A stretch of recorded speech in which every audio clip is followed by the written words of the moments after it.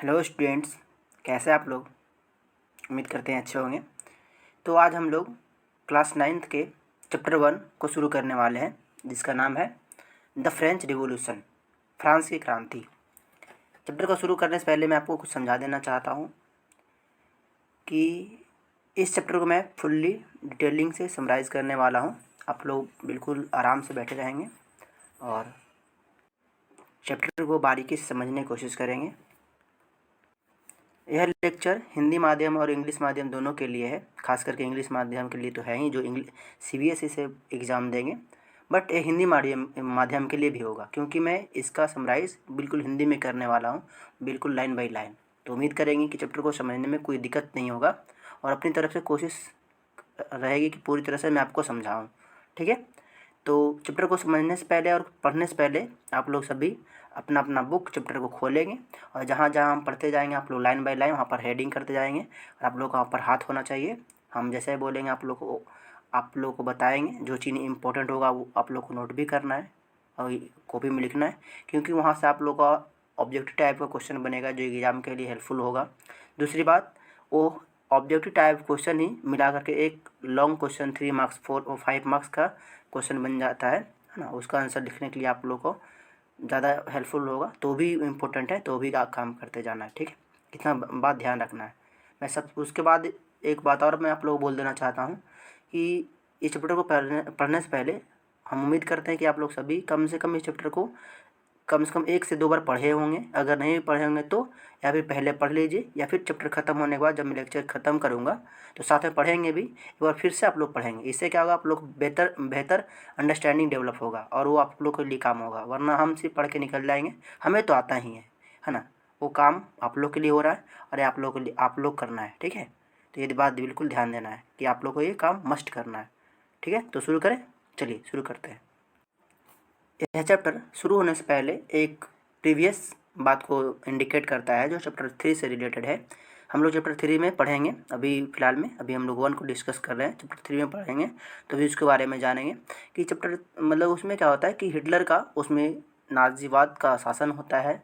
Hitler अपना तानाशाह होता है और उसमें अपने शासनकाल के दौरान बहुत सारे यहूदियों को बिल्कुल गैस चैम्बर में बंद करके उसको मरवा देता है। और वो बहुत ही कहने मतलब कि एक अमानवीय घटना होती है जो दुनिया को झकझोर करके रख देती है। वो डिस्कस करने वाले हैं। ये उसका रेफरेंस इस चैप्टर में दिया हुआ है। इससे पहले वाले पेज में आप लोग अगर शायद पढ़ पाए होंगे, तो हम उस पेज को यहाँ पर नहीं ला पाए हैं, माफ़ी चाहेंगे, बट आप लोग पलट के देख सकते हैं, उसमें थोड़ा सा रेफरेंस किया हुआ है, वो डिस्कस करेंगे हम लोग। ठीक है, पहले चैप्टर को पढ़ने वाले हैं। नाम है इसका द फ्रेंच रिवॉल्यूशन, यानी फ्रांस की क्रांति। दिमाग में बात बनती है कि सर ये फ्रांस की क्रांति, फ्रेंच रेवोल्यूशन का तात्पर्य क्या है, क्या टॉपिक निकल के बाहर आता है हमारे सामने, आखिरकार क्या हुआ होगा कि फ्रांस में क्रांति हुई होगी। तो मैं आप लोग बता दूं कि जिस प्रकार से अभी अगर रेफरेंस की बात करें, अभी प्रेजेंट टाइम की बात करें, तो जिस प्रकार अभी बिल्कुल वर्ल्ड में अमेरिका का दुनिया तो तुति बोलता है ना, हर कोई उसका सम्मान करता है, रिस्पेक्ट करता है। आने वाले समय में 10-20 साल के बाद चीन का करेगा, इसमें ओबियसली एकदम सही बात है ना। थोड़ा और टाइम लग जाए, 20 साल 25 साल 30 साल जो टाइम लग जाए, हमें तो लगता है 10-15 साल में खेला दिखने लग जाएगा, लेकिन मे भी थोड़ा टाइम लगे, क्योंकि परिस्थितियाँ चेंज होने में थोड़ा टाइम लगता है, बट होता ज़रूर है। तो आगे आने वाला समय में बिल्कुल पूरी दुनिया पर मतलब जिस तरह से अभी अमेरिका सुपर पावर है, आगे आने वाले समय में चीन का मतलब नेतृत्व होगा। अभी क्या है, अमेरिका का दावा है ना। उससे पहले ब्रिटेन का हुआ करता था, उससे पहले फ्रांस का हुआ करता था। फ्रांस सबका मतलब अपना अपना एक दौर आया है ना, सब मिल कर के मतलब सबका अपना एक दौर आया है, बहुत ज़्यादा पीक पर गए हैं, दुनिया पर राज किए हैं। लेकिन एक ऐसा आया है कि आप ये कह सकते हैं कि प्रकृति का खेल है, हर किसी को अपना रंग दिखाने का एक मौका देता है। जो बेहतर करता है वो टिक करके रहता है, मतलब जो गलत तरीके से पेश आता है वो उसके साथ गलत होता है। जैसा कि अगर ब्रिटिश की बात की जाए तो उसे भी मौका मिला, लेकिन उसने दुनिया में अपना वर्चस्व कायम करने में ज़्यादा ध्यान दिया, अन्य देश को डेवलप होने का मौका नहीं दिया। उसका भी शासनकाल ख़त्म हुआ। आगे आने वाले संभावनाएं हैं, जैसा कि मुझे लगता है, और वैज्ञानिक मतलब दूर जो सोचते हैं उनका ऐसा शोध है कि भारत का भी एक ऐसा नंबर आएगा कि भारत भी इस पर पूरा दुनिया पर राज करेगा। शायद वो, अगर मैं चीन के लिए मैं 10-20 साल बाद राज करने की बात कर रहा हूँ, तो चीन का भी कुछ दिन दबदबा रहेगा, है ना। 50-60 साल बाद हमारा भी एक बार दौर आएगा। बिल्कुल सत्य है, ऐसा नहीं, क्योंकि चीन के बाद सबसे ज़्यादा अगर ग्रोथ करते हुआ अगर कोई कंट्री है तो भारत ही है। भारत का ही है जो पूरा दुनिया पर बोलबाला है और हर कोई इसका सम्मान करता है, रिस्पेक्ट करता है। यहाँ तक कि अमेरिका भी भारत को मानता है। हालांकि प्रीवियस टाइमिंग में यानी 1971 मतलब 2000 ईस्वी से पहले तक देखा जाए तो भारत का समर्थन में तो नहीं रहा था अमेरिका। अमेरिका भी नहीं, और मतलब पूर्वी जो पश्चिमी जो देश रहा है वो सब भी नहीं। लेकिन अब बिल्कुल खुल के सपोर्ट करता है भारत का। तो आने वाला समय में ऐसा उम्मीद है कि भारत पर भी राज करेगा। आखिरकार फ्रांस की क्रांति से क्या तात्पर्य है? देखिए मैं आपको बता दूं कि लगभग 1710 1668 से लेकर के 1668 से लेकर के लगभग 1790 तक 95 तक ना, मतलब फ्रांसीसी बहुत बढ़िया से राज किया है पूरा वर्ल्ड पे, है ना। उसमें से अगर कम रेफरेंस लेकर के चलिए तो 1720-30 तक रहा है, तो बिल्कुल पूरा दुनिया पर राज किया है, मतलब इसका बोलबाला रहा है ना। हालांकि तो इसका राज करने का तात्पर्य और भी आगे तक रहा है। 1820 तक भी, मतलब भारत पर भी है, जैसे अपना दबाव बना के रखा रहा है। जैसे में पुडुचेरी है, कुछ भारत का भी पार्ट है, जैसे भारत पर भी वो कब्जा करके रखा है। अगर आप लोग को ये सिर्फ गलतफहमी हो कि हमारे देश पर सिर्फ ब्रिटिशों ने राज किया, तो ये गलत है ना। आपको पता होना चाहिए पुर्तगालियों ने भी किया है, बहुत लंबे समय तक किया है। ब्रिटिश तो 1947 में हम लोग को छोड़ के चले गए थे, लेकिन ये जो चाहे पुर्तगाली है चाहे आप फ्रांसीसी है, या उसके बाद तक रहे हैं। अगर जानकारी नहीं तो मैं आप लोग को बता देना चाहता हूँ। अर्थात कहने का मतलब है कि कुछ समय तक इनका बहुत ज़्यादा दबदबा रहा है ना। मतलब 1730 तक तो बहुत बढ़िया से रहा है। बहुत कहने मतलब कि बढ़िया से, है ना। एक कैसे होता है घर में एक दादा, उस तरह से वर्चस्व रहा है फ्रांस का। इसी बीच में बहुत कुछ ऐसा उसी के देश में, तो कहने मतलब फ्रांस में कुछ ऐसी घटनाएं घटने लग जाती है जो वहाँ के लोगों को वह गवारा नहीं था, मतलब पसंद नहीं था। कुछ परिस्थितियाँ चेंज हो जाती है ना। जो वहाँ के जो लोग हैं उसका विरोध करना शुरू कर देते हैं, और विरोध में एक बहुत लंबी प्रोसेस चलती है, और फाइनली मतलब उस परेशानी क्या होता है कि जो वहाँ का जो राजा होता है, जिसको जार कहते हैं, उससे परेशानी होने लग जाती है। लोगों को वहाँ के जार का काम करने का तरीका पसंद नहीं होता है, और बल्कि बिल्कुल इस तरह से होता है, बिल्कुल अमानवीय होता है। वो कहने लायक नहीं है। मैं आपको इस समरी में बिल्कुल समझाने वाला हूँ कि क्या होता है, आखिर बात क्या रहा होता है ना। उस तरह से कंडीशन उत्पन्न हो जाता है, और फाइनली बहुत विरोध होता है।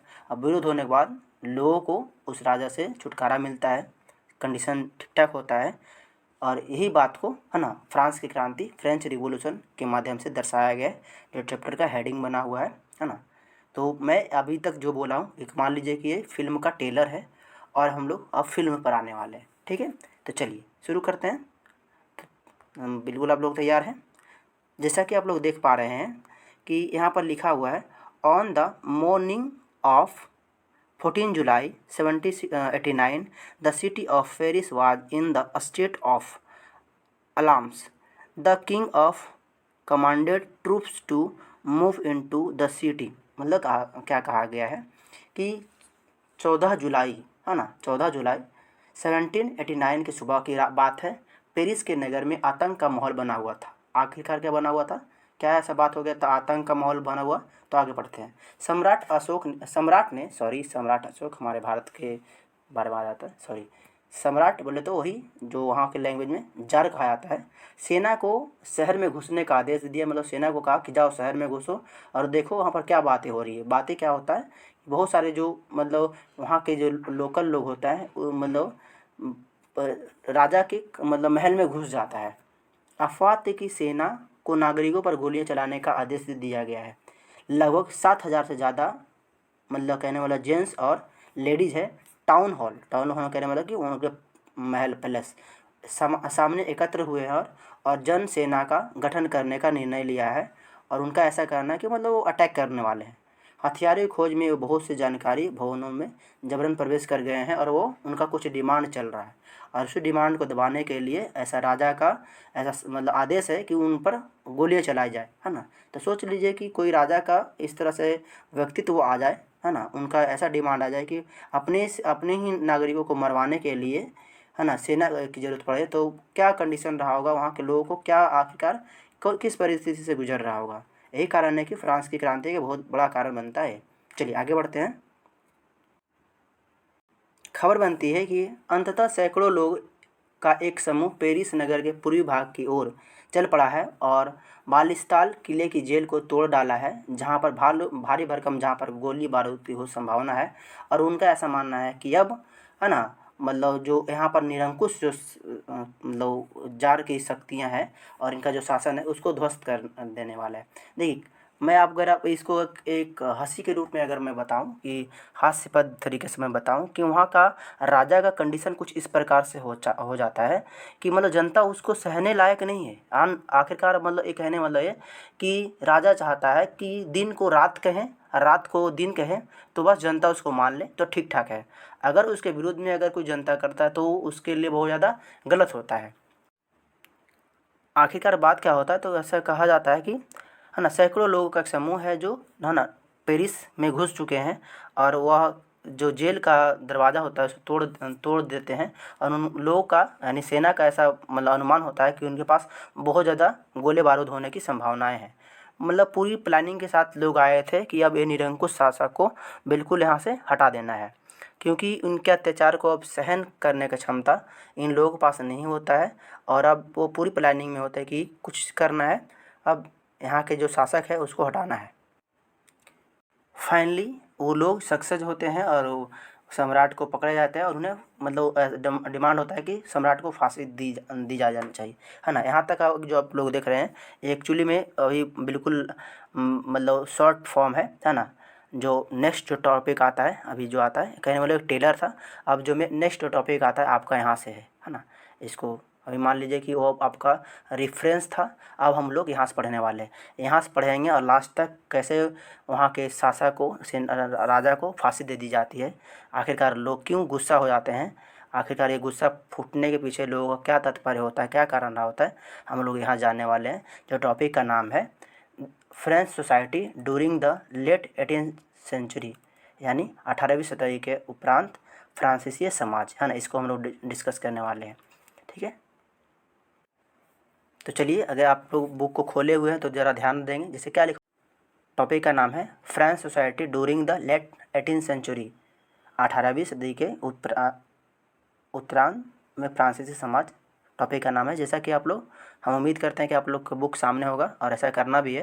क्या लिखा हुआ है, इन 1774 लुइस सोलहवां इसको बोलेंगे, of the Bourbon family of king announce the throne of France. मतलब ऐसा कहा जाता है कि सन 1774 में बुर्बो राजवंश का जो लुई सोलहवां है वो राजगद्दी पर बैठते हैं, है ना।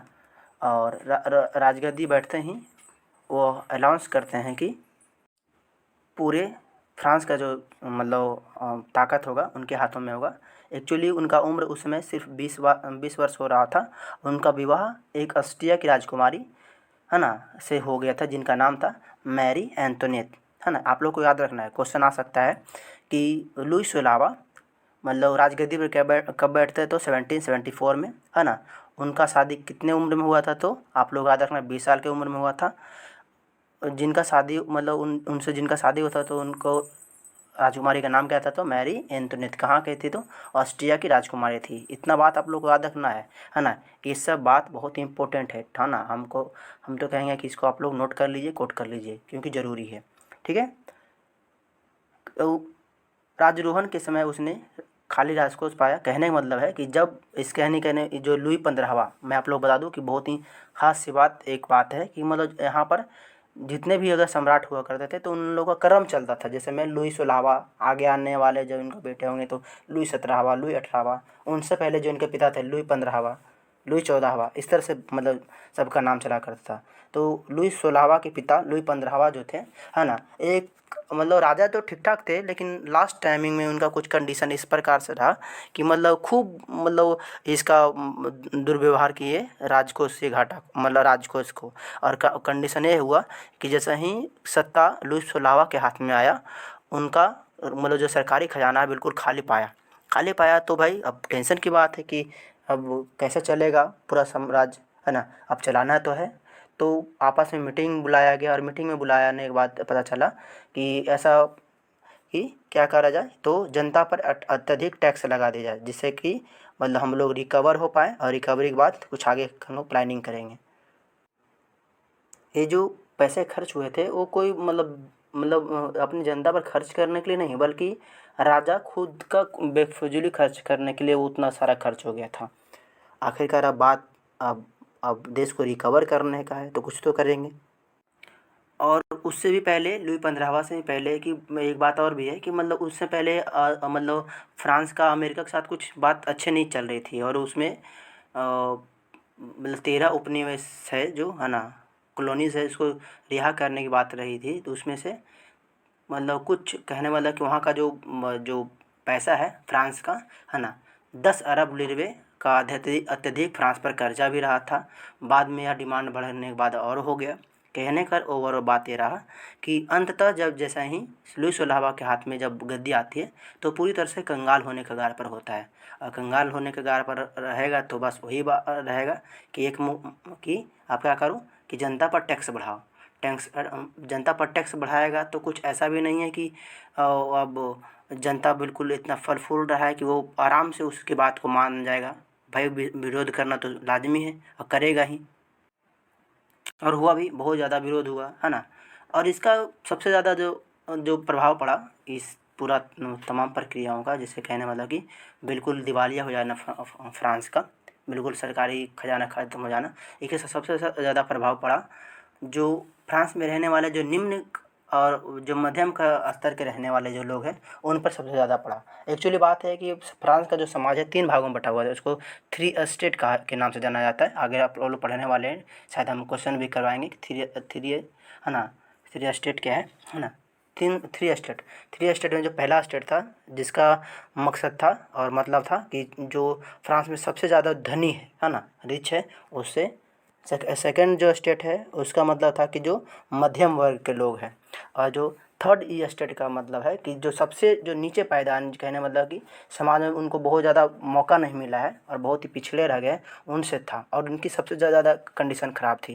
क्योंकि मान लीजिए कि अगर फ्रांस में मान लेते हैं कि कर की बढ़ोतरी हो जाता है, कर की बढ़ोतरी हो जाएगा, तो जो जो सबसे जो ऊंचे पायदान के रहने वाले लोग हैं उस पर कुछ इसका असर नहीं पड़ेगा, है ना।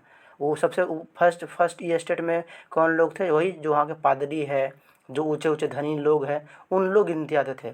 और मजाक की बात यह है कि उन लोग से कोई पैसा, कोई रेवेन्यू नहीं लिया जाता था। रेवेन्यू कौन देंगे? जो नीचे पायदान के लोग होंगे, जो किसान होंगे, काश्तकार होंगे, मजदूर होंगे, उनको देना है, जो के लिए बहुत बड़ी दुखदाई था, है ना। अब तो फ्रांस की जनता के लिए बस एक ही कंडीशन आ गया, या तो करो या मरो। क्योंकि अब कोई उस हालत में नहीं थे कि अब जाता राजा के इस अत्यधिक जो उनका जो दमनकारी है उसको झेल पाए, है ना, बर्दाश्त से बाहर था। जनता बिल्कुल त्राहिमाम कर रही थी। अगर देख पा रहे होंगे जो फिगर में आप लोग अगर देख पा रहे हैं, तो एक फिगर भी इस तरह से दिखाता है कि जो ये जो राजा है, राजा को मतलब एक मकड़ा की तरह से बताया गया है। और जो वहाँ के जो किसान है या फिर काश्तकार है, जो कहने वाले जो कर पे करने वाले हैं, उनको उसमें फंसे हुए एक मक्खी के समान कहा गया है। कि जैसे ही मकड़े के जाल में कोई मक्खी या फिर कोई अगर कीड़ा फंसता है तो उसको कैसे चूस चूस के खा जाता है, उसी प्रकार से यहाँ के जो आम लोगों का जो ज़िंदगी है ना, बिल्कुल मकड़े और वहाँ उसमें फंसी कीड़े की तरह कहा गया है, जो अपने आप को बहुत स्ट्रगल करता है। संघर्ष इतना कि जिसका कोई वर्चस्व नहीं और जिसका कोई बात नहीं। आखिरकार यहाँ के लोगों का जीवन बहुत बिल्कुल अस्त व्यस्त था। और यही कारण था कि यहाँ के जो लोग हैं ना, अपने राजा से बहुत ज़्यादा मतलब खफा था। दूसरी बात ये भी है ना कि राजा को भाई कर तो दो ही, जो फर्स्ट ई स्टेज कहने वाले जो पादरी हैं या फिर जो उच्च पायदान के लोग हैं उनको भी कभी कभी रेवेन्यू दिया जाता था, और उन लोग भी इन नीचे पायदान के लोगों को जब काफ़ी सताया करते थे, जो कि एक आम समाज के लिए, आम लोगों के लिए बहुत ज़्यादा मतलब बहुत ज़्यादा ओवर था, जो उनको सहन करने की क्षमता नहीं है। हम लोग क्या होंगे, हम लोग के पास भी अगर ऐसा अगर आएगा तो यार लोग तो कहेंगे कि या तो इसको इससे हम लोग छुटकारा पाएंगे, या फिर इसको जड़ से ख़त्म करें, या फिर हम लोग ही ना रहें। कंडीशन कुछ तो इस प्रकार से थी, क्योंकि हमारे देश में जब आई थी, हमारे देश पर जब ब्रिटिशों का जब दमन बहुत ज़्यादा अत्यधिक होने लगा, तो हम लोगों ने भी ऐसा ही रणनीतियाँ लगाया है ना। हमारे जो सैनिक थे, हमारे जो फ्रीडम फाइटर थे, उन लोगों ने तो अभी हमारे लिए तो ऐसा ही किया ना। तो अब कैसे यहाँ फ्रांस की जनता सहन कर सकता था। आखिरकार ये पूरे बात में, पूरे दिन दौरे में इनको बहुत ज़्यादा स्ट्रगल करना पड़ा, इतना ज़्यादा कि है ना, एक आम जीवन जो जहाँ से व्यस्त हो जाता है, बिल्कुल सारी उम्मीदें ख़त्म कर देती है, फ्रांस के लोगों को वहाँ से दौर शुरू करना पड़ा। तो चलिए हम लोग आगे डिस्कस करते हैं, और टॉपिक का नाम है द स्ट्रगल ऑफ सर्वाइव, यानी जीने का संघर्ष, कैसे यहाँ पर संघर्ष करते लोग उसके बारे में पढ़ते हैं। चलिए, कहा जाता है कि फ्रांस की जनसंख्या 1715 में मात्र 2.3 करोड़ थी, जो सन 1789 में बढ़कर 2.8 करोड़ हो गई। अर्थात कहने मतलब कि जनसंख्या बढ़ी तो, लेकिन वहाँ पर अनाजों का जो उत्पादन होने की क्षमता है वो ना बढ़ा, और ना ही वहाँ पर मजदूरी देने की कोई स्रोत बढ़ा, और ना ही कोई एम्प्लॉयमेंट बढ़ा, बल्कि लोगों का रोज़गार था वो चली गई, है ना। लोगों का जो मतलब जो काम कर रहे थे उनका और छीन गया। मतलब जनसंख्या बढ़ा लेकिन रोज़गार बढ़ा ही नहीं, है ना। भूखमरी बढ़ी, जो अनाज उत्पादन करने की क्षमता भी नहीं बढ़ा, और इससे क्या हुआ कि वहाँ के आम लोगों पर रोजी रोज़गार के लिए एक बहुत ज़्यादा मतलब कड़ा चोट पहुँचा। अब ऊपर से क्या करना है, अब उतना में जनसंख्या भी बढ़ गया है, रोज़गार भी नहीं है ना, लोगों में किल्लत बहुत ज़्यादा है। ऊपर से क्या कर दिया गया है कि सरकार के द्वारा, या कहने वालों के वहाँ के राजा के द्वारा इन लोग पर कर बढ़ा दिया गया है। अब जनता क्या है, इससे त्रस्त हो गया है, यहाँ तक कि ऐसे उनकी जीविका पर, है ना, जीविका को चलाने में बहुत ज़्यादा संकट होने लगा। तो अपने आप को कैसे वो झेल पाएंगे। सिंपल सी बात है कि वो इसके लिए तो स्ट्रगल करेंगे, और स्ट्रगल लाजमी है। देखिए, अगर मान लीजिए कि अगर यहाँ पर जीवन कैसे मतलब दुखमयी हुआ होगा, और उन लोगों का जीवन कैसे ख़राब हुआ होगा, तो इसके लिए एक फिगर दिया गया है, एक यहाँ पर एक आंकड़े दर्शाया गया है। देखिए ये वाला, अगर आप लोग देख पा रहे होंगे तो ये क्या है, तो वहाँ के मतलब ख़राब परिस्थिति को दिखाता है कि पहले क्या हुआ। मान ली तो पूरी तरह से यहाँ के लोग हैं जो डिपेंडेंट है अपने अपने फसलों पर, खेतों पर, खेती करेंगे, अच्छा फसल होगा तो खुद भी जिएंगे और राजा को कर भी देंगे। लेकिन क्या हुआ, एक तो ख़राब फसल हो गया।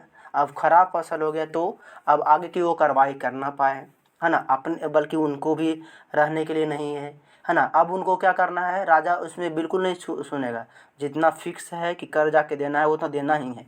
अब वो तो दे भी नहीं पाया, ऊपर से क्या कर रहा, टैक्स का डिमांड भी और अत्यधिक बढ़ गया। दूसरी बात फिर क्या हुआ कि अब ऐसा करने से वहाँ पर महामारी जैसी कंडीशन उत्पन्न होने लगा। अब महामारी जैसा कंडीशन उत्पन्न होने लगा तो लोगों का ज़िंदगी अस्त व्यस्त होने लगा। क्या भाई वो करे तो करे क्या, या तो मर जाए, है ना, या फिर मतलब और ज़्यादा स्ट्रगल करें। और ये सारे प्रयास, सारे परिस्थिति लोगों के जीवन में, है ना, व्यवस्था को चेंज करके रख देता है। अब उनके वो सोचने पर मजबूर कर देता है कि वह या तो जिए या फिर अपनी जीवन को त्याग दे, या फिर राजा से खूब ज़्यादा स्ट्रगल करे। और यही कारण होता है कि अंततः वह सारे लोग जा करके राजा के महल में जा करके अटैक कर देता है। राजा के महल में जा करके, है ना, उत्पाद मचाने लग जाता है, जो आप लोग हम लोग सबसे पहले ही डिस्कस किया था। और फाइनली ला कर राजा को फांसी दे दी जाती है। तो बहुत आगे की बात है, हम लोग पढ़ेंगे, है ना, मैं आपको समझाने के लिए बोल रहा हूँ। चलिए, नेक्स्ट जो टॉपिक है हमारा, a growing middle classes envisages end of privilege, यानी क्या कहा गया है, उभरते मध्य वर्ग ने विशेषाधिकारों के अंत की कल्पना की। जैसा कि मैं आपको बताया था कि एक खास प्रकार के फ्रांस में पनपने वाले लोगों को एक बहुत विशेषाधिकार प्राप्त था, जिसके तहत उन लोगों को ना ही कर देना है और बल्कि और क्या करना है कि सरकारी खजाने पर ही उन लोग को देना जीना है, और बल्कि वहाँ राजा से उनको विशेष प्रकार का प्रावधान मिला, यानी जो अमीर है वो और अमीर हो जाओ, है ना, और जो गरीब है वो और गरीब हो जाओ, जो कि जनता के लिए बिल्कुल असहनीय था। कहा जाता है कि 18वीं सदी में एक नए सामाजिक समूह का उदय हुआ जिसे मध्य वर्ग कहा जाता है। इसने फैलते सांप्रदायिक व्यापार और ऊनी तथा रेशमी वस्त्रों के उत्पादन के बल पर संपत्ति अर्जित की थी। ऊनी और रेशमी कपड़ों का या तो निर्यात किया जा रहा था या समाज के समृद्ध लोग उसे खरीद लेते थे। तीसरे यानी थर्ड स्टेट इन सौदागरों एवं निर्माताओं के अलावा प्रशासनिक सेवा एवं वकीलों जैसे पेशेवर लोग भी शामिल थे और ये पढ़े लिखे थे, और इनका ऐसा मानना था और इनका ऐसा अपने आप में सोच भी था कि कुछ भी करना है और समाज को अव्वल बनाना है, समाज को एक नई रूपरेखा देना है ना, और इनकी ऐसा डिमांड था। ठीक है ना। चलिए हम लोग नेक्स्ट टॉपिक पर नेक्स्ट पेज में आते हैं। इसमें क्या कहा जा रहा है, इसमें क्या है कि जो भी सिद्धांत जो मध्यवर्गीय लोगों का था उस पर क्या करता है राजा, बिल्कुल खंडन कर देता है, बिल्कुल नहीं मानता है ना। उसमें एक मतलब कहने मतलब कि समाजवादी सोच रखने वाला, है ना, व्यक्ति होता है जो जिसका नाम रूसो है। रूसो का मतलब ये ना मत समझिएगा कि रूस नहीं, रूसो एक व्यक्ति है जो क्या है ना मतलब कहने मतलब कि समाजवाद को आगे बढ़ाता है, दर्शन शास्त्री है ना। और उसने एक विचार दिया कि आगे बढ़ते हुए जनता और उसके प्रतिनिधियों के बीच एक सामाजिक अनुबंध पर आधारित एक सरकार का प्रस्ताव रखना चाहिए, जिससे राजा समझ पाए कि आखिरकार जो आम जनता का तकलीफ़ क्या है, आखिरकार वो राजा से चाहता क्या है ना, वो उसके बीच में होना चाहिए, है ना। और जनता भी बिल्कुल सपोर्ट करना चाहिए राजा को। तो सबसे पहले तो भाई राजा जनता के समक्ष आएगा तब ना, ऐसा कुछ तो होगा नहीं, है ना। बिल्कुल अपने फ़ायदे के लिए राजा, यहाँ के जो शासक था, इन गरीब लोगों को बिल्कुल बुरी तरह से उपयोगी ही कर रहा था, है ना, जो कि इन लोगों को सहने एक सहन से बिल्कुल परे था। आगे आते हैं हम लोग, जहाँ पर लिखा हुआ है the outbreak of the revolution, यानी क्रांतिकारी का शुरुआत। और वो कहने मतलब कि अब वो राजा के बस में नहीं है ना, बिल्कुल अपने जनता उसको अपने हाथ में ले लिया है, और ये बिल्कुल इस तरह से मतलब प्रण कर लिया है कि आप जो भी कुछ करना है अब वो बिल्कुल राजा को कबाड़ के फेंकना है। ठीक है। इससे पहले मैं यहाँ पर आगे शुरुआत करने से पहले मैं आप लोगों को एक बार गाइड करना चाहूँगा कि यहाँ पर कुछ इंपॉर्टेंट टॉपिक है, पॉइंट है, इसको हमें लगता है कि आप लोग को नोट कर लेना चाहिए। आखिरकार क्या मतलब वही कि 1774 में क्या हुआ, तो 1774 में फ्रांस लुइस ओलावा फ्रांस का राजा बनता है, सरकारी खजाना खाली हो चुका होता है, फ्रांस प्राचीन राजतंत्र के समाज में असंतोष के गहरा मतलब प्रभाव पड़ता है। 1789 में क्या होता है, तो ई स्टेट जनरल का आह्वान होता है, थर्ड ई स्टेट नेशनल असेंबली का गठन होता है ना। ये सब बातें लिखा हुआ है, मतलब यहाँ पर सब बातें हो सकता है आप लोगों का पॉइंट आ सकता है। ठीक है, मतलब कहने वाला कि ऑब्जेक्टिव टाइप क्वेश्चन बन सकता है। हमें लगता है कि इसको आप लोग को नोट कर लेना चाहिए और जितना हो सके इसको आप लोग को याद भी कर लेना चाहिए। ठीक है, तो चलिए आगे हम लोग बढ़ते हैं। यहाँ पर बातों को रिफरेंस करते हुए बताया जाता है कि, है ना, कि जैसा कि आप लोग देखा कि लुइस ओलावा 1774 में राजगद्दी पर बैठता है। इससे पहले फ्रांसीसी समाज 3 भागों में बटा हुआ था। थर्ड ई स्टेट था, असेंबली था, और थर्ड ई स्टेट असेंबली का सबसे अंतिम बार बैठक 1614 ईस्वी में हुआ था। यहाँ पर आप लोगों का एक क्वेश्चन बन सकता है कि लुइस ओलावा के राजगद्दी पर बैठने से पहले सबसे अंत में, यानी सबसे आखिरी बार थर्ड स्टेट असेंबली का बैठक का हुआ था, तो 1614 में, 1614 ईस्वी में। ये आप लोग को याद रखना है। आगे बात बढ़ती है, आगे का हम लोग यहाँ अगर को हम लोग दोहराते हैं तो इसमें लिखा हुआ है कि फ्रांसीसी सम्राट लुइस ओलावा ने 5 मई 1789 को, हमें माफ़ कीजिएगा बोलने में थोड़ा सा गड़बड़ा जाते हैं, यहाँ पर लिखा हुआ है, को नए करों के प्रस्ताव के अनुमोदन के लिए एक स्टेट जनरल का बैठक बुलाता है, जहाँ पर उसमें दूसरे ई स्टेट से 300 प्रतिनिधि को बुलाता है और एक कतार में बिठाता है, और थर्ड ई स्टेट से 600 प्रतिनिधि को चुनता है। तीसरे ई स्टेट का प्रतिनिधि उसके अपेक्षाकृत समृद्ध एवं शिक्षित वर्ग कर रहे थे, जहाँ पर किसान, औरत एवं कारीगरों इत्यादि थे। फिर भी 40,000 पत्रों के माध्यम से उनकी शिकायतों या मांगों की सूची बनाई गई, जिसमें प्रतिनिधि के साथ साथ उनके क्या क्या डिमांड थे वो डिस्कस किया गया। कहने का तात्पर्य ये है कि आखिरकार बात किया गया कि ये जो समस्याएं चल रही इसको मतलब कैसे इसका सोल्यूशन किया है। इसके लिए मतलब एक बैठक बुलाया गया, जिसमें फर्स्ट ईयर से स्टेट असेंबली से 600 और थर्ड ईयर स्टेट असेंबली से 600 मतलब 300 व्यक्तियों को बुलाया गया और उसमें उनके डिमांड को रखा गया और मतलब उन्हीं लोग से पूछा गया कि आखिरकार इस बात को हम लोग कैसे डिस्कस कर सकते हैं। जिसमें पाया गया कि लगभग 40,000 से अधिक भी मतलब एक पत्र था और उसमें बहुत सारी शिकायतें थी, उसमें कुछ सूचियाँ थी जहाँ पर लोगों का बहुत ज़्यादा डिमांड था। कहा जाता है कि स्टेट जनरल के नियमों के अनुसार प्रत्येक वर्ग को एक मत देने का अधिकार था। इस बार भी लुईस ओलावा इसी प्रथा का पालन करने के लिए दृढ़ प्रतिज्ञ था, परंतु तीसरे वर्ग के प्रतिभागियों ने मना रखी थी, है ना। उनका बस एक ही मतलब मत था कि जब तक हमारी बातों को सुना नहीं जाएगा, हमारी प्रस्ताव को रखा नहीं जाएगा, हम लोग इस बात को नहीं मतलब मानेंगे। और ऐसा करने से वो क्या कहे, इनकार कर दीजिए और वो सभा से बाहर हो गए। पुनः इस बात को दोहराने के लिए फिर से एक एक डेट रखा जाता है 20 जून को, है ना। और फिर से सब वहाँ पर जमा होते हैं, जहाँ पर नेतृत्व इस सब का मेरियो और आबे सीए कर रहे थे पूरी तरह से कि किस प्रकार से इस बात को सोल्यूशन करा जाए। और सबका ऐसा अब इस बार का मत था कि कुछ भी करना है और इसका कोई ना कोई एक सोल्यूशन सटीक मतलब लेके आना है कि कब तक ऐसे हम लोग इसी बात को लेकर के उलझते रहेंगे। और अगर ऐसे उलझते रहेंगे तो हम लोग आगे बहुत लेवल तक मतलब बढ़ भी नहीं पाएंगे और कुछ कर भी नहीं पाएंगे।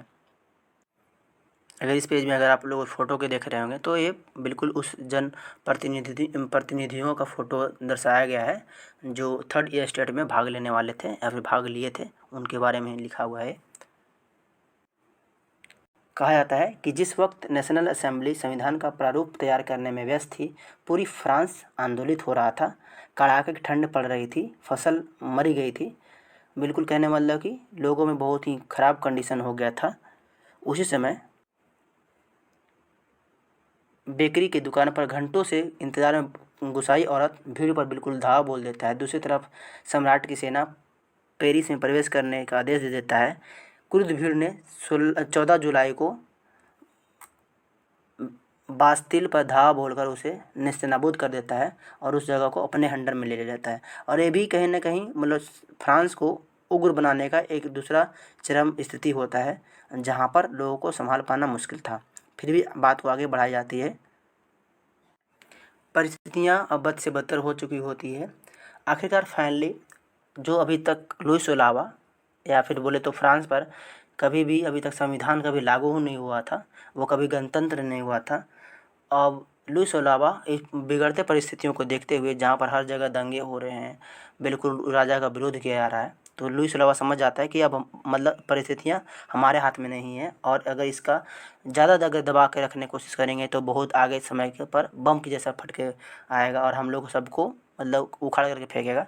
इससे अच्छा है कि जो जनता कहती है उसके बात को मान लेते हैं। और फाइनली 4 अगस्त 1789 इसको रात में, है ना, वो असेंबली में मतलब बिल पारित कर देता है कि यहाँ पर एक संविधान होगा और जो भी अभी तक जिसको विशेष अधिकार मिल रहा था, विशेष अधिकार किसको मिल रहा था, जो सबसे उच्च पायदान के लोग हैं, जो पादरी हैं या फिर कहने मतलब जो ऊँचे घर के लोग हैं, उनको मिल रहा था, वो सबको समान अधिकार मिलेगा, कोई छोट नहीं रहेगा, कोई बड़े नहीं रहेगा। और ऐसा मतलब वो सामने अपने जनता के प्रस्तुत कर देता है, जो कि जनता के लिए एक बहुत बड़ी मुकाम होती है और राजा का एक तरह से कहा जाए तो एक हार होता है। वही बात को अगर आगे बढ़ाया जाए तो, है ना, नेक्स्ट टॉपिक पर हम लोग आ गए हैं, जिस टॉपिक का नाम है the French becomes a constitution monarchy, यानी फ्रांस संवैधानिक राजतंत्र बन गया, यानी जो फ्रांस में है जो अभी तक संविधान लागू हो गया था। कहा जाता है कि नेशनल असेंबली ने सन 1791 में संविधान का प्रारूप तैयार कर लिया। अगर आप लोग इस डायग्राम को देख पा रहे होंगे तो इस समय ये है जो संविधान के उस परिस्थितियों को इंगित कर रहा है जो फ्रांस में बना है ना। ये कोई फिगर नहीं है। अगर आप लोग अगर इसको सिर्फ ऐसे ही मतलब इग्नोर करके चल जाते तो आप लोग को बहुत बड़ी भूल है ना। ये इस टॉपिक के माध्यम से इस सब को आप लोगों को समझना चाहिए। क्या क्या लिखा हुआ है, क्या है भाई इसमें। अगर हम लोग कुछ बातें नीचे से शुरू करते हैं तो अगर देख पा रहे हैं तो कुछ जनता है ना। यानी जनता क्या है, जैसे हमारे देश में क्या है कि हम लोग मिल करके कोई सांसद को चुनते हैं। सांसद मिल करके है ना आगे निर्वाचक क्षेत्र मतलब जो भी है ना आगे मतलब चुनाते हैं। फिर उसके बाद वो नेशनल असेंबली में जाते हैं, फिर प्रधानमंत्री को चुनते हैं। इस तरह से बातें बनी हुई है ना। सब कुछ सेटअप है। उस तरह से यहाँ पर भी हुआ है ना, फ्रांस में भी है ना। यानी कुछ जनता मिल करके है ना, कुछ जिसकी संख्या लगभग 2.8 करोड़ लगभग की जनसंख्या में इतना होगा जो वोट देगा, और वो लगभग कुछ निर्वाचकों को चुनेगा, और वो निर्वाचक में वो भी वोट डालेगा और नेशनल असेंबली का गठन करेगा, जिसमें लगभग 745 सदस्य होंगे। 745 जो सदस्य होंगे है ना, उसका दबाव यानी कहने वाला कि एक सम्राट तो होगा ही है ना, सम्राट होगा। सम्राट खुल के अब डिसीजन नहीं ले पाएगा, बल्कि वो नियंत्रण रहेगा किसमें है ना, नेशनल असेंबली यानी कहने वाला जो विधायिका है ना। और विधायिका भी क्या करेगा, कुछ मंत्रियों को सिलेक्शन करेगा, जिसके तहत क्या होगा कि पूरा फ्रांस का विकास होगा। अगर मान लीजिए कि बाय द वे कुछ भी प्रॉब्लम आती है, या फिर इन लोगों का जो कि वहाँ के जो आम लोग हैं उसका में कुछ अगर प्रॉब्लम आता है, तो उसका देख करने के लिए एक मतलब एक न्यायालय होगा, न्यायालय होगा, कहने मतलब एक जुडिशरी होगा है ना। वो इसका डिस्कशन करेगा और उसकी इन लोगों को मतलब अधिकार दिलाएगा। और इस प्रकार की व्यवस्थाएं फ्रांस में फाइनली लागू किया गया, जो कि उस समय तक मतलब लोगों को अब ज़िंदगी और चीज़ें बहुत आसान लग रही थी। कहा जाए तो सन 1791 के संविधान के कानून बनने का अधिकार नेशनल असेंबली को बिल्कुल लगभग सत्ता सौंप दी गई। नेशनल असेंबली अप्रत्यक्ष रूप से चुनी गई सरकार को ही मान्यता देती है। सर्वप्रथम नागरिक एवं निर्वाचन समूह का चुनाव कराया गया है ना। 25 वर्ष से अधिक उम्र वाले ऐसे व्यक्ति को जो सक्रिय हैं उन्हें मतलब नागरिक हैं उन्हें मत देने का अधिकार दिया गया। और उनका एक अधिकार मतलब है कि वो मतलब पूरी तरह से आने वाले अपने निर्वाचन क्षेत्र से अपने प्रतिनिधियों को चुने और सरकार बनाने में अपनी भूमिका अदा करे।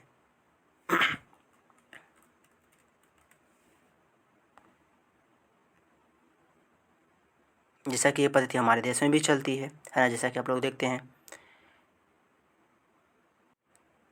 बिल्कुल सेम पद्धति हमारे देश में भी है कि मतलब जो पहले तो ये उम्र लगभग जो 21 साल जिसका उम्र रहेगा वो वोट देने का अधिकार था। देश आज़ाद होने के बाद, लेकिन बाद में संविधान में संशोधन किया गया और अब उसके बाद लागू किया कि कोई भी अगर लड़का है लड़की है ना, उसको 18 वर्ष उम्र होने के बाद उसको वोट देने का अधिकार है। जैसा कि अगर आप लोग फिगर में देख रहे होंगे तो वहाँ के नेशनल असेंबली बनने का ये रूपरेखा दिया गया है ना, कि किस तरह से बन रहा है, तैयार हो रहा है, उसको इंडिकेट किया गया है, जिसके माध्यम से अब प्रत्येक वहाँ के जो वरिष्ठ नागरिक है या पुरुष है उसको वोट देने का अधिकार दिया गया है। लेकिन यहाँ से बात ये सीमित नहीं होता, क्योंकि हमारे देश में नहीं, कहने मतलब कि वो फ्रांस में कहीं नहीं, मतलब ओवर ऑल इंडिया में, ऑल वर्ल्ड में कोई एक तो अधिकार है नहीं कि सिर्फ आप पुरुष को ही अधिकार देंगे वोट देने का। उसमें अपनी महिलाओं ने भी अपना मतलब अपना डिमांड करते हैं कि हमें भी समान नागरिक चाहिए।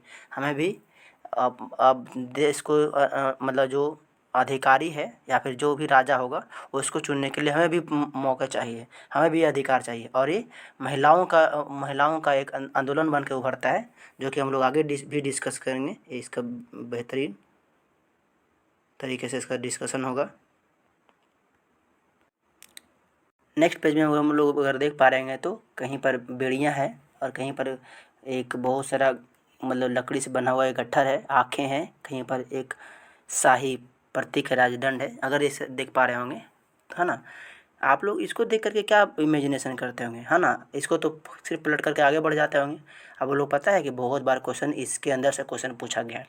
आप लोग दिमाग में आएगा इससे क्वेश्चन कैसे बन सकता है। हाँ ठीक है, यहाँ से भी क्वेश्चन बनना है। तो इसको इग्नोर नहीं करना है। अगर आप लोग देख पा रहे होंगे जो पहला पहला जो फिगर है ना, 2 बेड़ियाँ हैं, वो इंडिकेट करता है बिल्कुल फ्रांस के लो को इंडिकेट किया जा रहा है कि जब तक आप बेड़ियों में रहोगे तो आप जकड़े हुए रहोगे, है ना। ये टूटी हुई बेड़ियाँ ये इंडिकेट करती है कि जब तक आप इसके लिए प्रयास नहीं करेंगे तब तक आपको बांध करके ही रखा जाएगा, चाहे कोई भी हो, है ना। कोई भी देश में हो, कर या फिर कोई भी लो, यानी टूटती हुई जो जंजीर है, बेड़ियाँ है, वह स्वतंत्र नागरिकों को इंडिकेट करती है।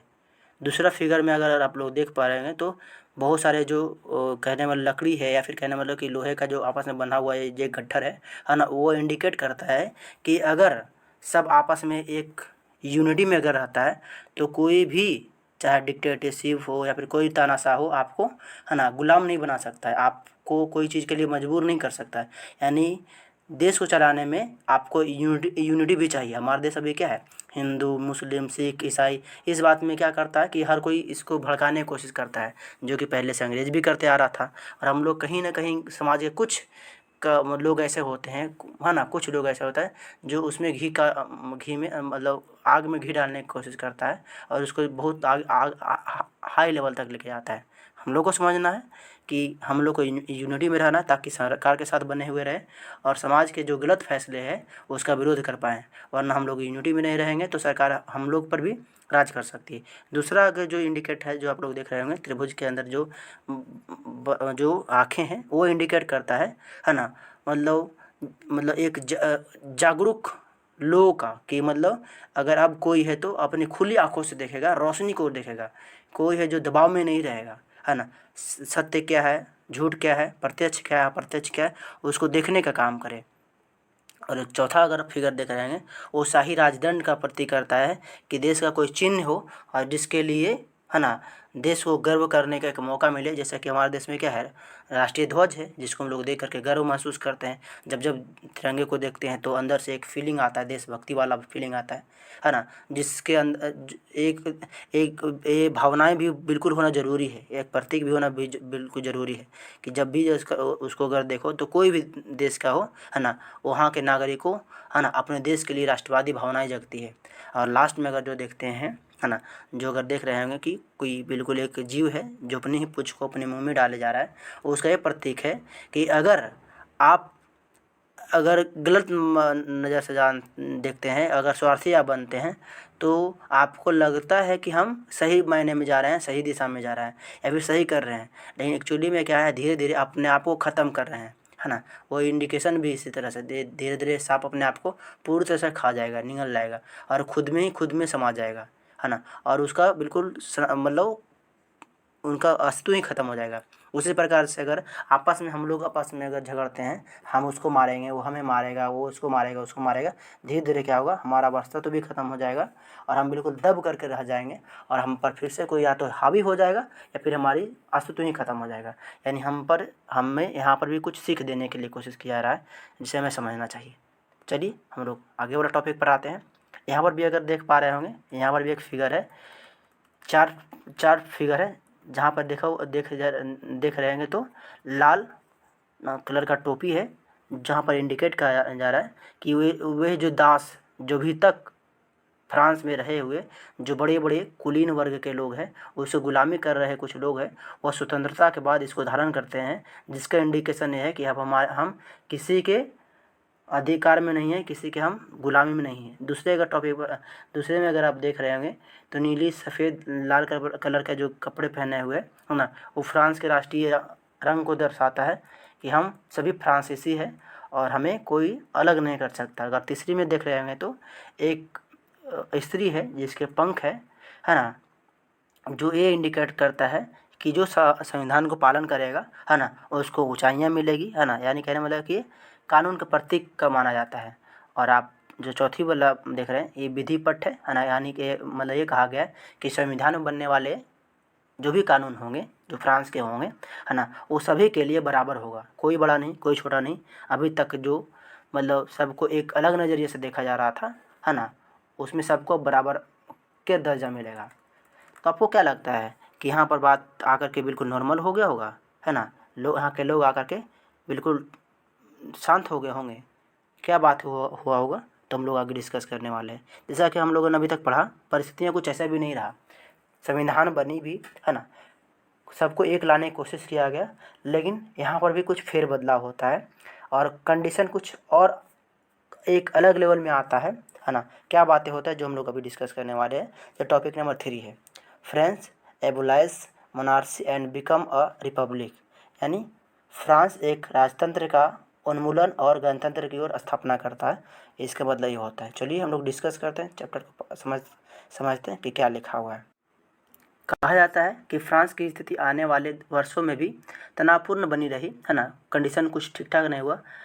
लुई सोलावा ने संविधान पर हस्ताक्षर किए, परंतु प्रसा के राजा ने उसकी गुप्त वार्ता भी चल रही थी। मतलब था कि हम लोग बात तो मान गए, लेकिन उस मतलब एक मौका चाहिए था कि किस प्रकार से फिर से एक बार फ्रांस पर पूरी तरह से अपने तरीके से राज करने का अगर मौका मिले।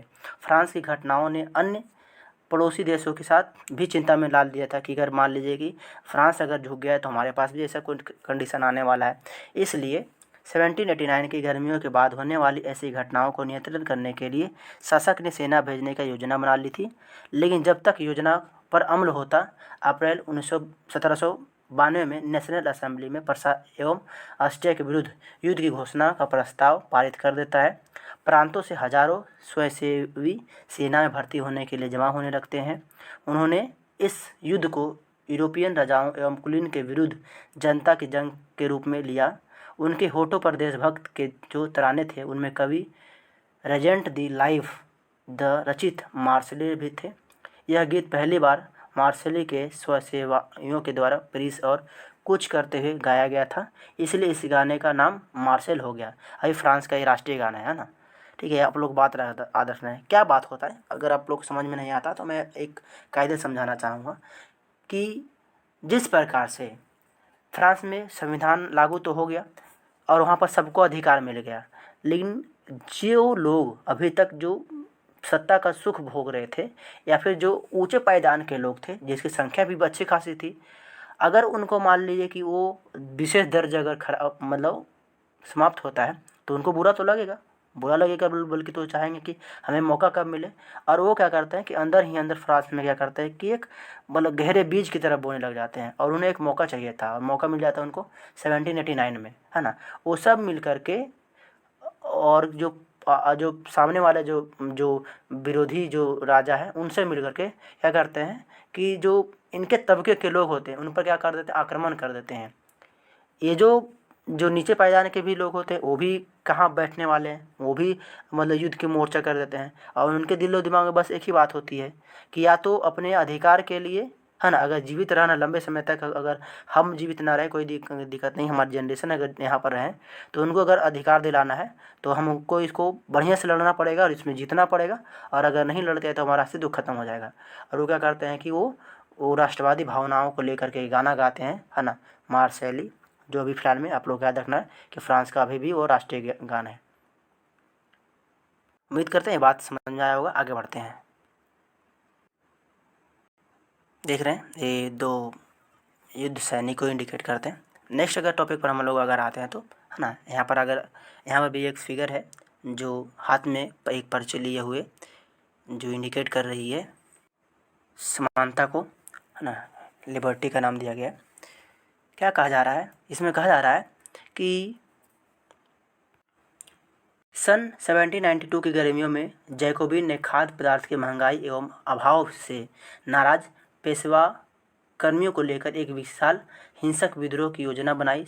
10 अगस्त की सुबह उन्होंने ट्यूलेरिस के महल पर धावा बोल दिया, राजा के रक्षक को मार डाला और खुद राजा के कई घंटों तक बंधक बनाकर रखा। बाद में असेंबली ने शाही परिवार को जेल में डाल दिया और एक नए चुनाव का प्रस्ताव किया गया। 21 वर्ष से अधिक उम्र वाले लोगों को, है ना, उसमें संपत्ति का अधिकार दिया गया, मताधिकार का अधिकार दिया गया। नवनिर्वाचित असेंबली को कन्वेंशन का नाम दिया गया। 21 सितंबर 1792 को इसे राजतंत्र का अंत कर दिया गया। फ्रांस को एक गणतंत्र घोषित कर दिया गया, जैसा कि आपने सुना पहले भी जाने। गणतंत्र सरकार का वह रूप होता है जहाँ सरकार एवं उनके प्रमुख का चुनाव जनता के द्वारा किया जाता है और यही जनता का चाह होता है।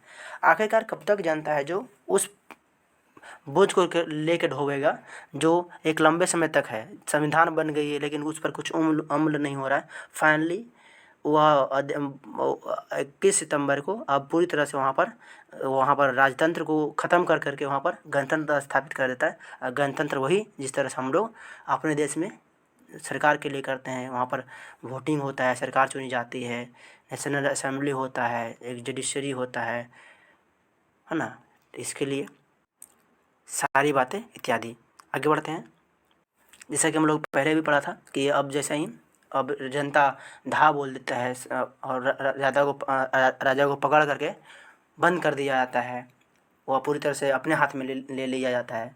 फाइनली लुइस ओलावा को जब न्यायालय में प्रवेश किया जाता है तो उसको देशद्रोह का उस पर आरोप लगता है और 21 जनवरी 1793 को है ना प्लेस डी लॉर्ड कॉन्डेड में उनको सार्वजनिक रूप से फांसी कर दिया जाता है। बाद में यही हश्र उनके जो महारानी होती है, रानी एंटोनेट, उनका भी होता है, उनको भी फांसी दे दी जाती है क्योंकि कहीं ना कहीं इनका जड़ उनके महारानी से भी जुड़ा हुआ होता है ना।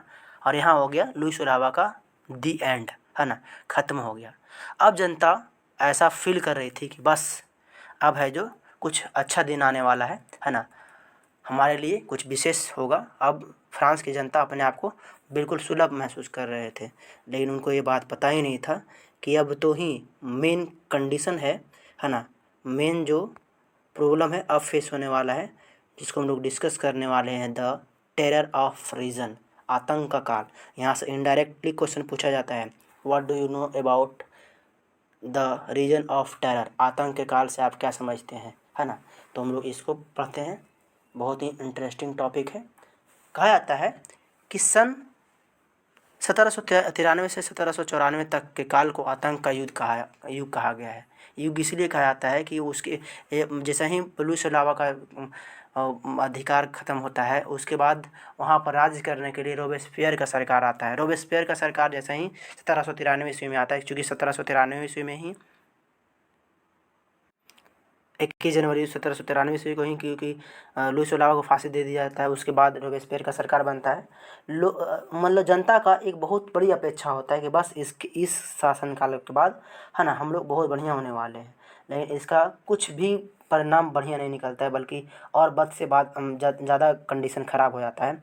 एक्चुअली क्या होता है कि रोबेस्पियर का सरकार जैसे ही बनता है ना, और पूरी तरह से एकदम निरंकुश होने की कोशिश करता है, मतलब लुइस ओलावा से भी बहुत ज़्यादा खतरनाक, है ना। अगर कोई भी व्यक्ति है तो अगर विरोध करता है तो उसको पकड़ करके उसको सज़ा दी जाती थी। बल्कि वहाँ पर उसमें था जो विशेष प्रकार का सज़ा देने का तरीका था, जिसको गिलोटिन कहा जाता है। गिलोटिन एक्चुअली क्या है कि वहाँ के वैज्ञानिक थे जिनका नाम था डॉक्टर गिलोटिन।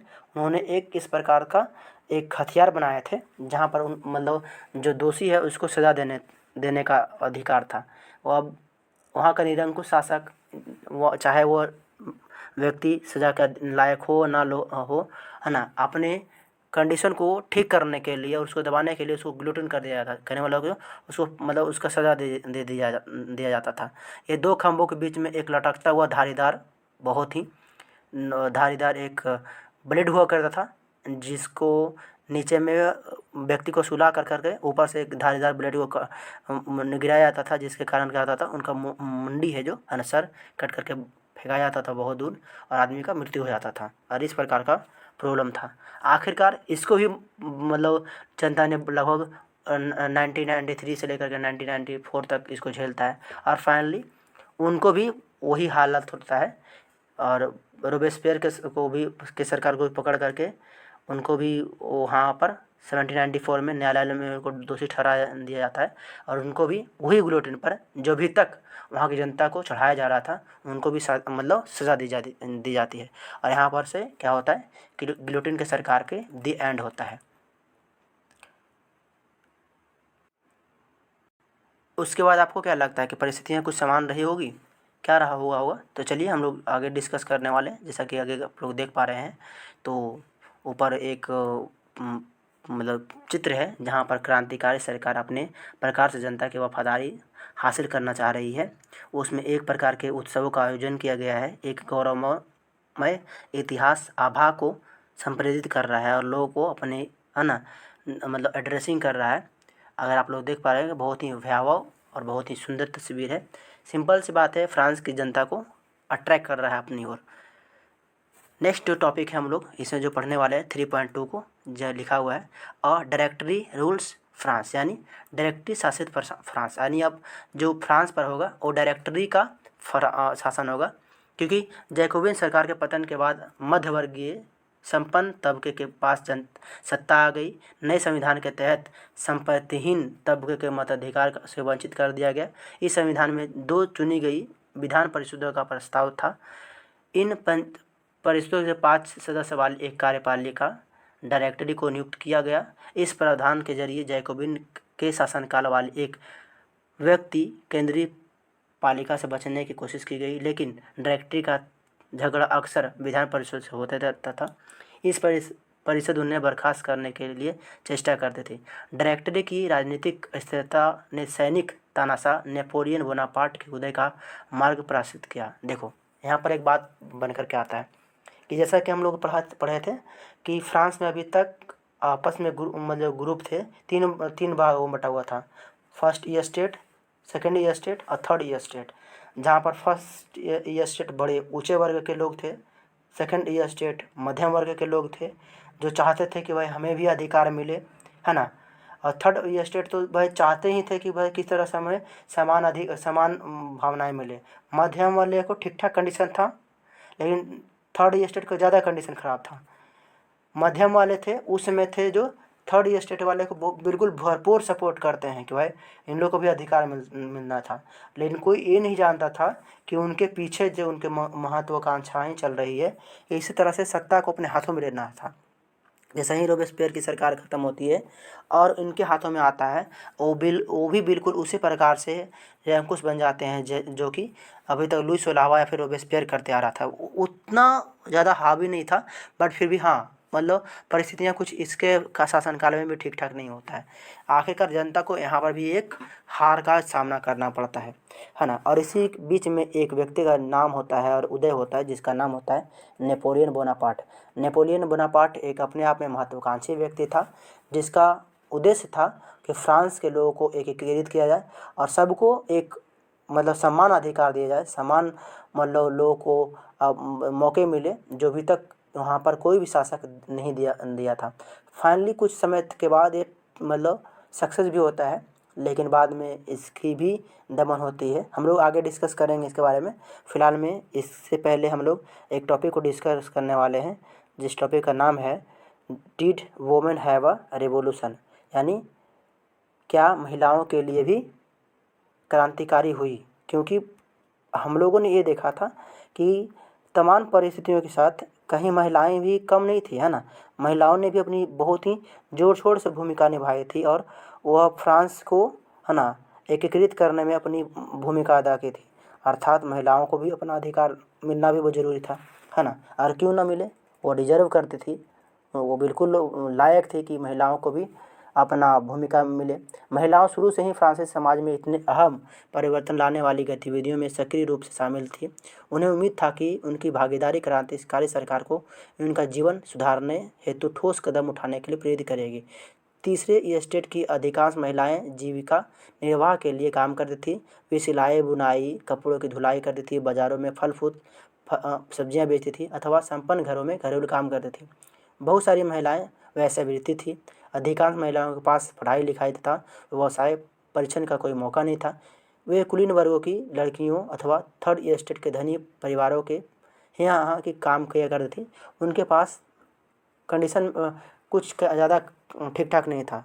अब उन्हें भी एक मौका चाहिए था कि किसी भी तरीके से हमें भी एक मौका मिले, और ताकि हम यहाँ के लोगों में अपना वर्चस्व को दिखा पाएँ और मतलब अपने आप को हम भी सामने प्रस्तुत करें।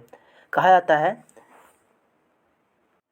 उस समय के अनुसार the society of revolutionary and Republic women सबसे महत्वपूर्ण क्लब थे, जिनका एक प्रमुख मांग था कि महिलाओं को पुरुष के समान राजनीतिक अधिकार प्राप्त होने चाहिए।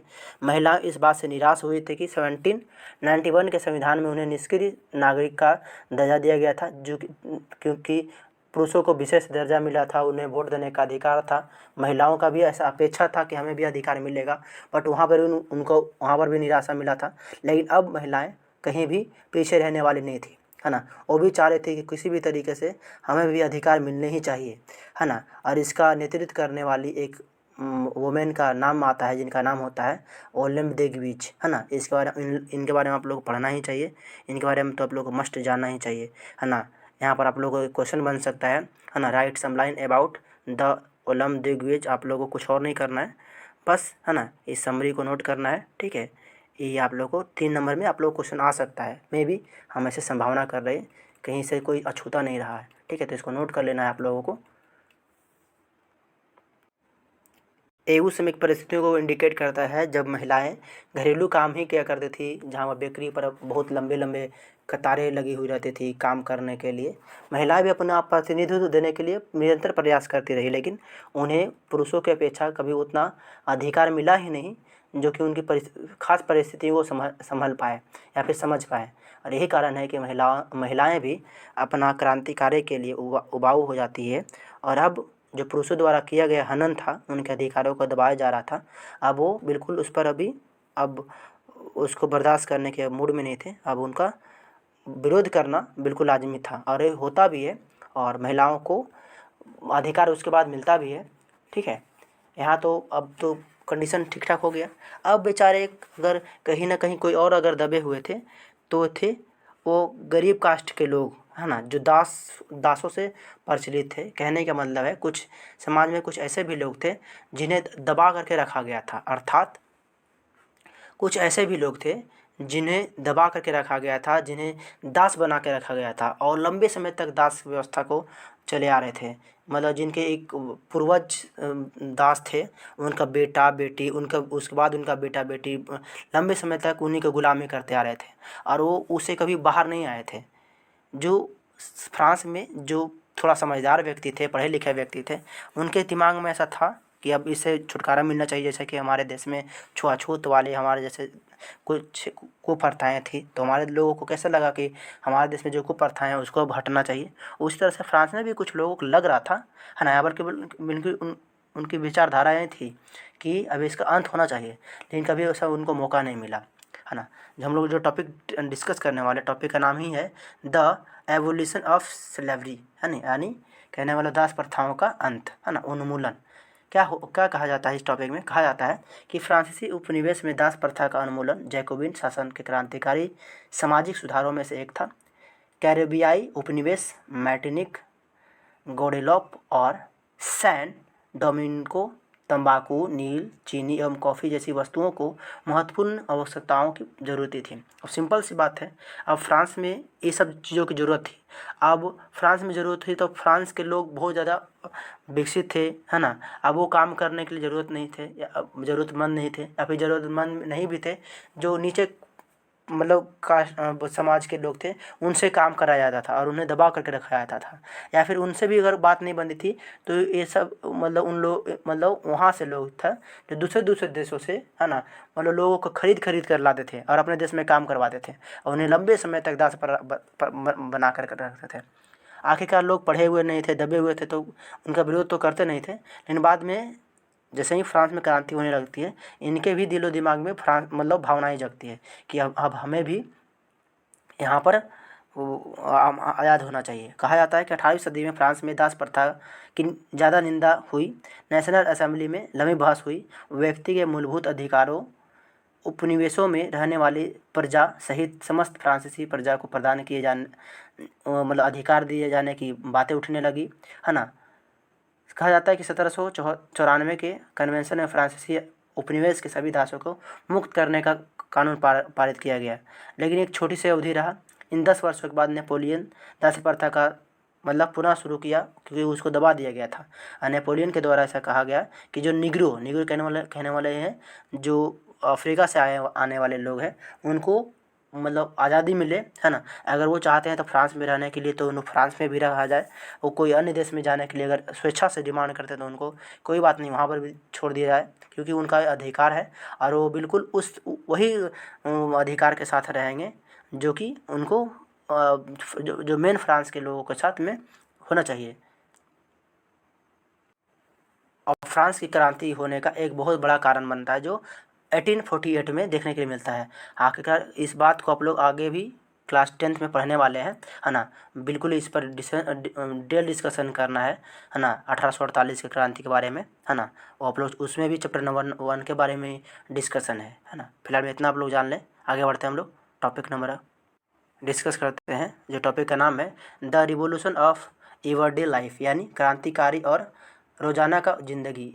मतलब कहने का मतलब है कि फ्रांस के जो आम लोग हैं वो चाह नहीं रहे थे कि बदलाव होए, है ना। कुछ भी कोई चीज़ में बदलाव होने के लिए नहीं चाह रहे थे, चाहे वहाँ पर बोलचाली हो, वेशभूषा हो, चाहे राजशाही व्यवस्थाएं हो। लेकिन जो उन ख़राब कंडीशन से गुजरे थे लोगों के साथ अत्याचार हुआ था, वो पूरी तरह से डिमांड में थे कि हमारे साथ बदलाव तो होना चाहिए। आखिरकार इसमें तू मैं वाली रोज़ ही की कंडीशन चल रही थी।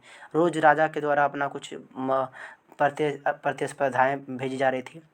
कहा गया है कि बस्तिलिन के विध्वंस के बाद सन 1789 के गर्मियों में जो सबसे महत्वपूर्ण कानून अस्तित्व में आया था वह था सेंसरशिप की समाप्ति, यानी जो एक लंबे समय से, है ना, राजतंत्र के अंतरिम तमाम लिखित सामग्री और सांस्कृतिक गतिविधियों द्वारा चली आ रही थी, जिसको लोग पारित करते आ रहे थे फ्रांस के लोग, चाहे वो उसका सही हो या ना हो, है ना, चाहे वो कोई भी तरीके से हो, है ना, उसका विरोध करना था, है ना। लेकिन कोई भी क्यों मानेगा कि हमारा वर्चस्व ख़त्म हो, हमारा विरोध हो, है ना। वो कोई मानने के लिए तैयार ही नहीं था।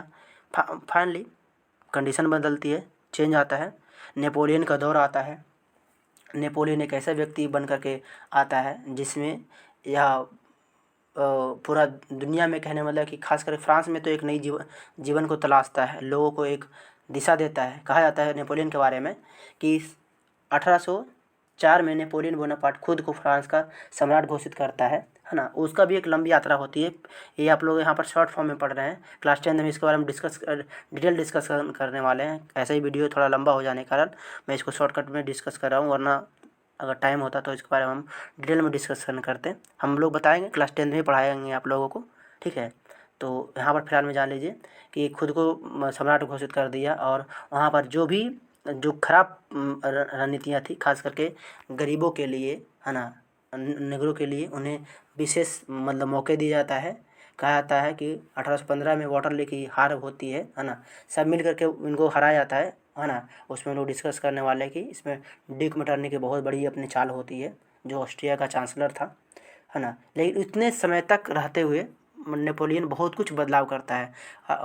इसका एक नेपोलियन कोड आता है, नेपोलियन कोड 1804, जिसके अंतर्गत बहुत सारे प्रावधान होते हैं कि किसी को जो जन्मजात अधिकार मिलते आ रहे थे उनको जन्मजात अधिकार नहीं मिलेगा। सबको वो योग्यता के अनुसार उसको मौके मिलेंगे, है ना। जो अगर व्यापार करना चाहते हैं तो उनको विशेष छूट मिलेगा।